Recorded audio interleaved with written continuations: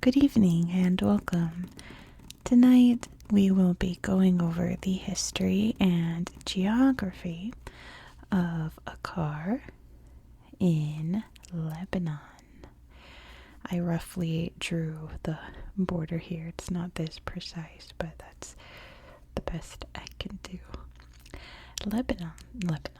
Akkar in Lebanon, as you can see, is the most northerly part of Lebanon, bordering Syria up here, and has a Mediterranean coastline.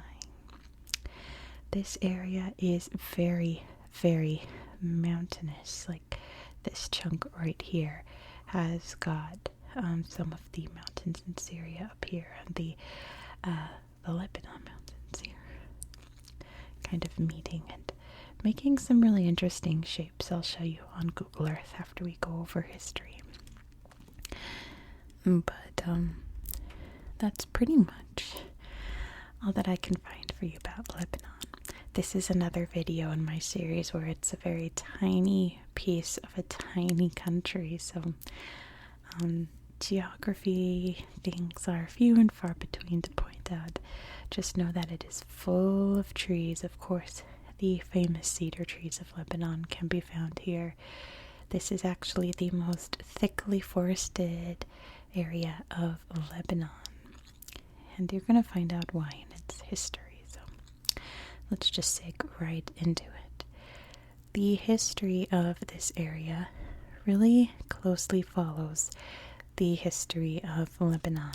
It was inhabited by the Phoenicians, which lived along the coast here. Some of their more famous cities are further down south, but they claimed this territory.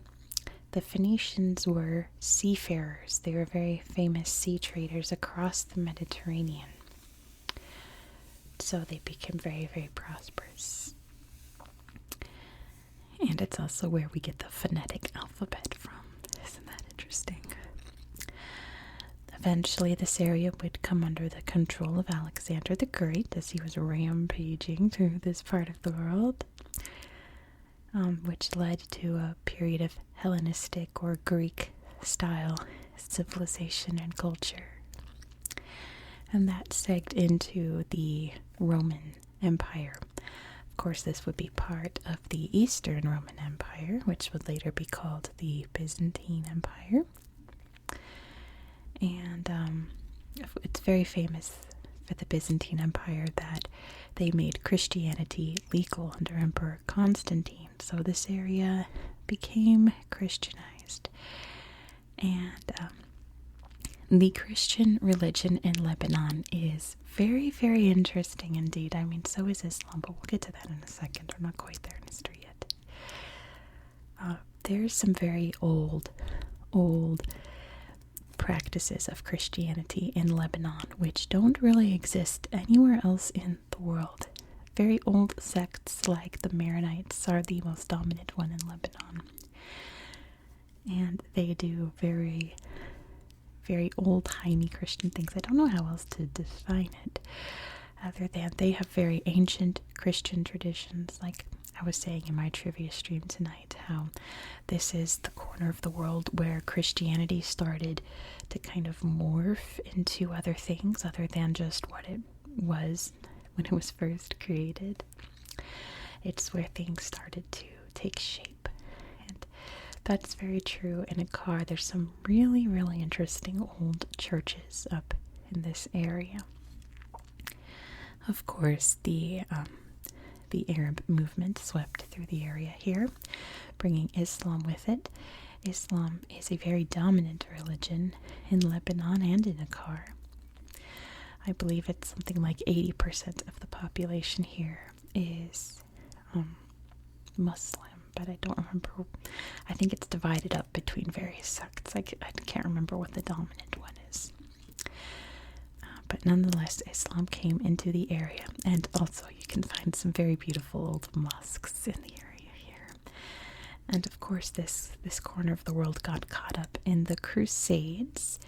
I looked all over to see if there are any like Crusader castles or Crusader forts in Akkar, but I couldn't find any. But I have the sneaking suspicion that there has to be something, because there's so much along the border of Syria up here, and there's so much down here in Lebanon, and of course Israel, where everything was happening.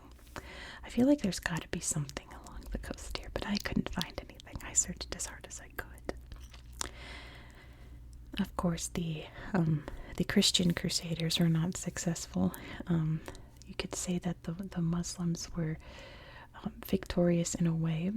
The Crusades are interesting because everything after the dust settled, everything was just the same as it was when it started. So it was like a loss and a win for the Muslim side, I suppose. But the Christians never got the full control over the Levant like they had wanted. And eventually this would seg into Ottoman control.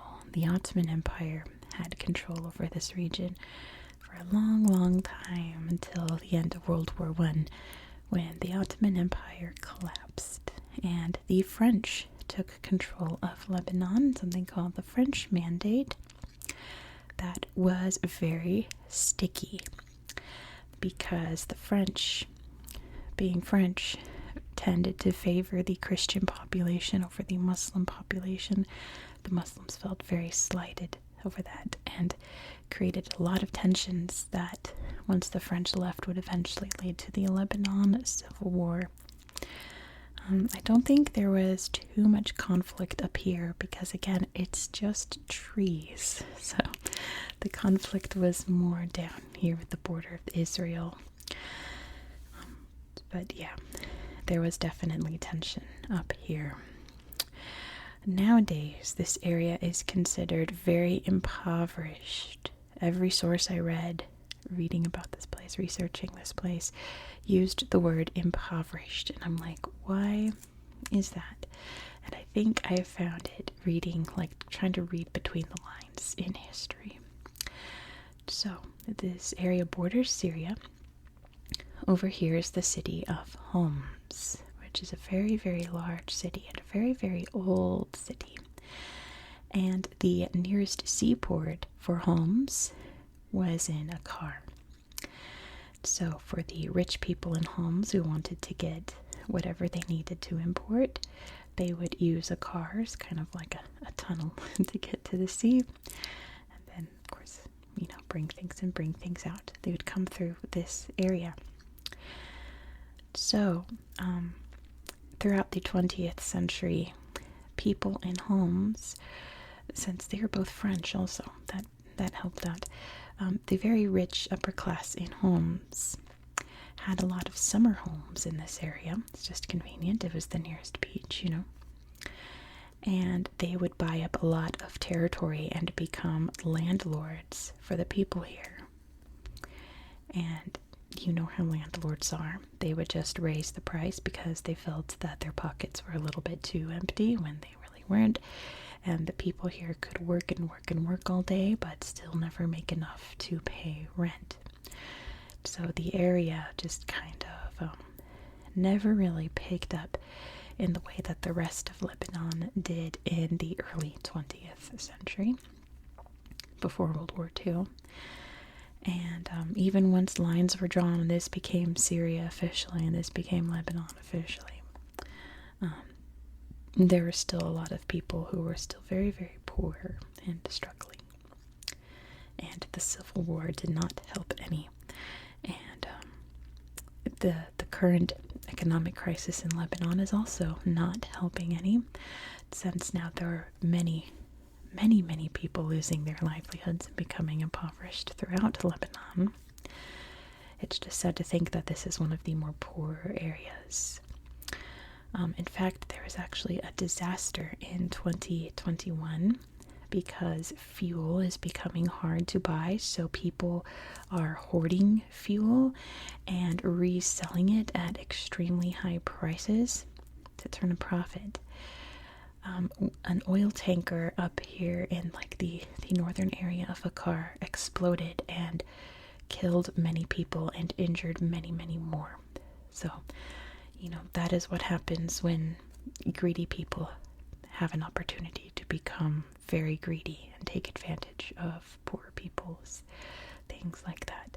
Very famously, of course, there was the big explosion in Beirut in 2020, but how sad that there was another, obviously on a much smaller scale, but still just as devastating to this region that's already suffering. So that is the history of this little corner of little Lebanon.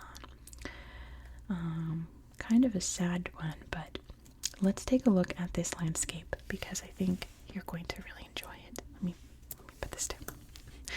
My atlas is sideways so you can get a good view of Lebanon, so it's making it kind of hard for my end, but you can't tell.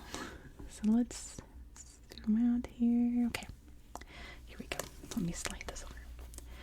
So here's Lebanon. Up here, I don't know if you can see the lines. I'm far away from my book, so it's hard for me to see. How about this? Because we're north of Tripoli. There we go. You know what? Let's do this first. Let me highlight Lebanon and let me zoom out so you can see exactly where we are in the world. If you don't know where Lebanon is, if you've never heard of it until this video, it is located in this area known as the Levant, like this eastern coastline of the Mediterranean with very, very ancient Hebrew history, Christian history, so on and so forth. You know, Jerusalem's right down there.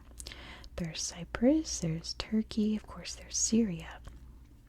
Oh, I forgot to mention, very important for Akkar, is due to the Syrian civil war that started in, 2015? Around there, many refugees have been pouring in, making things so much worse, as you can imagine, to the situation here. There's the border there. It's so faint, it's so hard to see, because you can see these amazing mountains cutting through the area. They are so beautiful, and my first thought was, when I looked at this, what the heck is this? This is so, I'm like, what is happening here?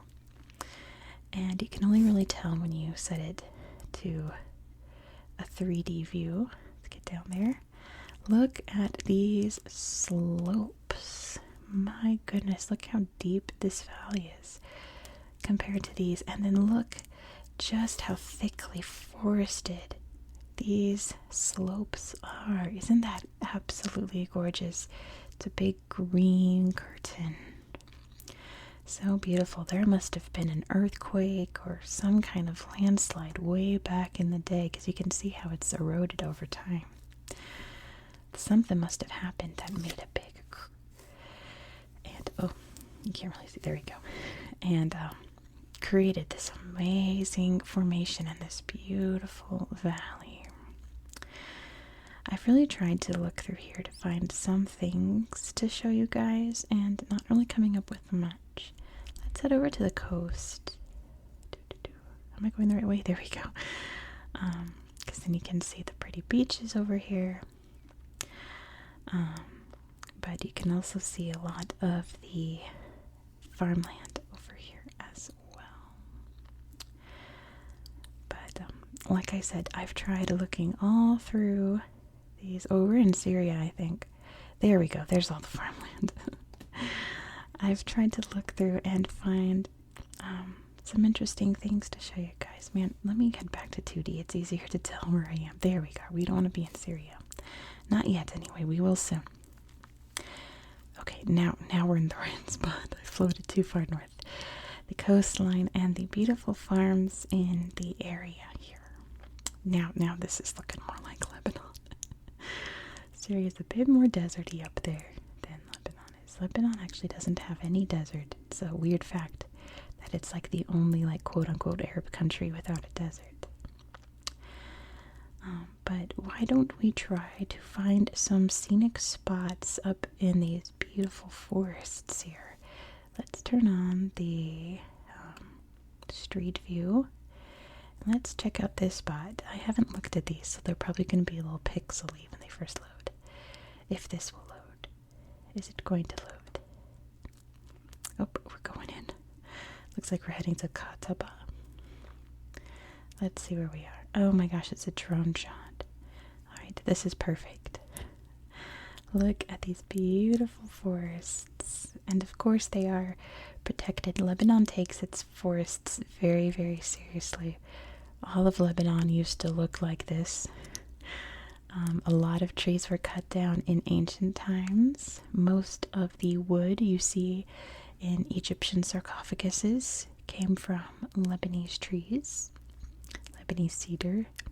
The Temple of Solomon was built of Lebanese cedar, and much later in history, the Ottomans really tore up the forests in Lebanon. So a lot of areas that still remain forested are very, very protected. Want to keep those precious trees growing, right? Camping Scout. Will this show up any pictures? No, unfortunately. Yeah, it's hard to find some good spots. You know, I could show you little old mosques, I could show you little old churches, but not much to really show off. I just really want to emphasize the gorgeous forested areas of this region. And of course, this place, either Syria. You have to be careful. This place is very small. You're going to wind up in southern Lebanon or Syria if you're not careful with your wanderings. Let's look at Fantastic Park while we wind down this video. What's in Fantastic Park? Oh, how adorable. You can ride horses. You can have your birthday parties. Oh, look how happy this face is here. That's a happy baby for sure. How fun to go horseback riding.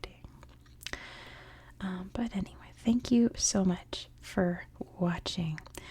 Ooh, fun. If you enjoy this kind of content, please consider subscribing. Next, we'll be going to, oh, how sweet. Next, we'll be going to Kazakhstan. So, if you want to learn more about a really interesting corner of the world, just like this is, please consider subscribing so you won't miss out. And I hope that you found this video relaxing and educational. And I hope that you have a very good